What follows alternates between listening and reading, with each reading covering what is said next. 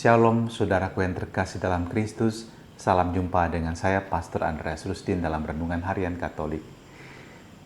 Mengetuk nurani dan menyadarkan orang-orang yang berada di sekitar kita, terlebih orang-orang yang sangat dekat dengan kita, bahkan kita kasihi, adalah sebuah kewajiban moral yang tidak hanya membuat kita sendiri bahagia, tapi juga dapat meluruskan jalan hidup orang lain, membuat hidupnya berubah menjadi lebih baik dan menjauhkan kebinasaan darinya. Lihatlah, mungkin orang-orang tersebut adalah rekan kerja Anda yang menunjukkan mungkin dedikasi yang begitu rendah, mungkin komitmen kerja yang sangat memprihatinkan, atau mungkin orang-orang yang Anda cinta itu adalah anggota keluarga Anda sendiri, mungkin pasangan Anda, mungkin anak-anak Anda, mungkin orang tua Anda.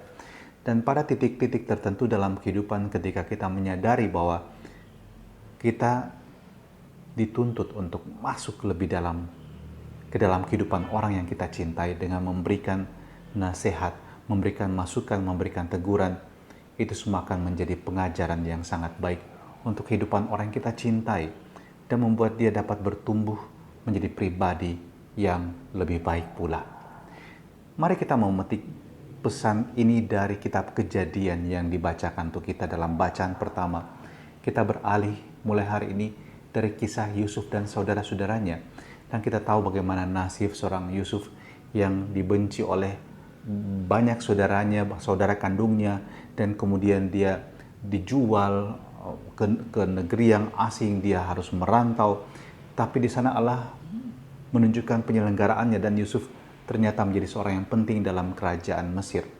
Dan hari ini dikisahkan Yusuf yang dulu sudah terbuang, terjual, berada dalam posisi yang sangat baik. Dan ketika orang-orang Israel berada dalam kelaparan di negeri mereka, merantaulah saudara-saudara Yusuf sampai ke Mesir untuk mencari gandum.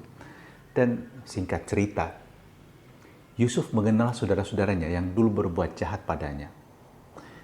Tetapi Yusuf tidak membenci saudara-saudaranya, sebab dikatakan pada akhir perikop, Yusuf mengundurkan diri dari mereka lalu menangis, kemudian ia kembali kepada mereka. Yang dibuat oleh Yusuf adalah mencoba untuk mendidik saudara-saudaranya, menyadarkan mereka agar mereka betul-betul berubah dari tabiat mereka yang lama. Sebab apa yang mereka lakukan terhadap Yusuf adalah tentu kejahatan.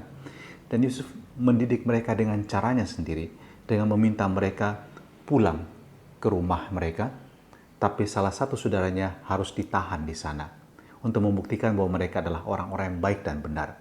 Dan ini penting, pembuktian bahwa mereka adalah orang-orang yang baik. Saudaraku terkasih, seringkali kita juga harus menjadi seperti Yusuf.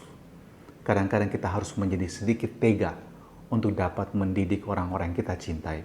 Tetapi jangan takut. Sejauh itu Anda lakukan di dalam cinta kasih. Anda tahu caranya, Anda tahu bagaimana pendekatannya. Apa yang Anda lakukan tidak akan sia-sia. Anda akan memberikan curahan rahmat untuk orang itu. Kalau orang tersebut adalah orang yang hatinya masih dapat disentuh dan diketuk, dia akan berubah. Kalau dia memilih untuk tidak berubah, itu adalah pilihannya. Tapi tugas panggilan kita adalah untuk mengetuk nurani dan mengingatkan. Sabda Allah telah diwartakan kepada kita dan semoga terpenuhilah dalam hidup kita sekalian, dalam nama Bapa dan Putra dan Roh Kudus. Amin. Selamat beraktivitas.